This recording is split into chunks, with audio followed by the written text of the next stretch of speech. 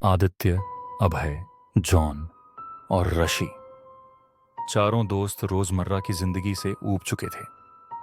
काम, शोर और जिम्मेदारियों से दूर कुछ दिन बिताने के लिए उन्होंने एक अनजान शहर को चुना। शहर छोटा था, लेकिन उसकी खामोशी अजीब तरह से भारी लगती थी। स्टेशन से उतरते ही उन्होंने एक साधारण सा होटल लिया। दिन भर सफर की थकान के बाद चारों अपने कमरों में आराम करने लगे। शाम को वे शहर घूमने निकले। लोकल बाजार, पुरानी गलियां, भीड़ भाड़, सब कुछ सामान्य था।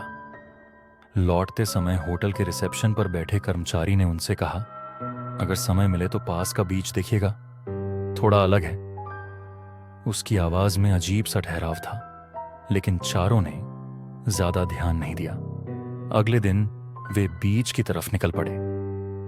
रास्ते में जॉन ने मोबाइल पर उस जगह के बारे में सर्च किया। कुछ ही देर में उसका चेहरा बदल गया।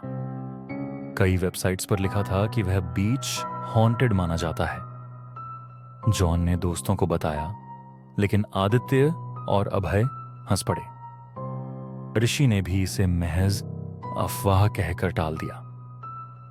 जैसे जैसे वे आगे बढ़े, जमीन की मिट्टी काली होती गई। हवा में नमी और जलन की गंध थी। एक जंग लगे बोर्ड पर लिखा था कि कई साल पहले यहां अंतिम संस्कार किए जाते थे। कुछ पल के लिए चारों चुप हो गए। बीच पर पहुंचते ही उन्होंने देखा कि वहां लोग बहुत कम थे। समंदर आधा सूखा हुआ था और काली रेत चारों तरफ फैली थी। एंट्री गेट पर चेतावनी लिखी थी, शाम 7:30 के बाद यहां रुकना मना है। वे हंसते हंसते ठीक 7 बजे लौट आए। होटल आकर खाना खाया और सो गए। रात के करीब 2:17 चारों की नींद अचानक खुल गई। कमरे वहीं थे, लेकिन हवा में गीली मिट्टी और नमक की तेज गंध थी। आदित्य ने जब पैर जमीन पर रखा तो उसे फर्श नहीं, रेत महसूस हुई। नीचे देखा तो फर्श काली रेत में बदल चुका था। धीरे धीरे दीवारें धुंध में घुलने लगीं। खिड़की के बाहर समंदर की लहरें सुनाई देने लगीं। चारों अपने अपने कमरों से बाहर निकले, लेकिन गलियारा होटल का नहीं था। वह वही बीच था। आसमान लाल था। चारों तरफ अधजली परछाइयां चल रही थीं। समंदर की ओर से एक भारी आवाज आई, तुम लोग लौटे नहीं थे। अचानक सब कुछ गायब हो गया। सुबह चारों अपने अपने बिस्तरों पर जागे। सब कुछ सामान्य लग रहा था, लेकिन उनके पैरों में काली रेत चिपकी हुई थी।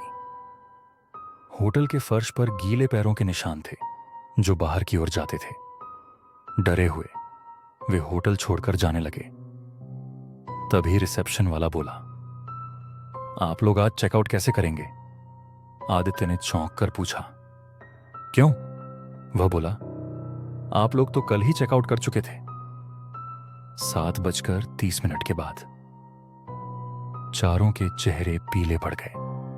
होटल के पुराने रजिस्टर में उनके नाम के सामने तारीख थी, 3 साल पुरानी। तभी दीवार पर लगी टीवी स्क्रीन अपने आप ऑन हो गई। ब्रेकिंग न्यूज चल रही थी। 3 साल पहले काली रेत वाले बीच पर 4 टूरिस्ट रहस्यमय तरीके से लापता। स्क्रीन पर तस्वीरें उभरी। आदित्य, अभय, जॉन और ऋषि चारों एक दूसरे को देखने लगे। उसी पल उनके पैरों के नीचे काली रेत फैलने लगी और दूर से समंदर की आवाज आई, अब तुम लौट चुके हो।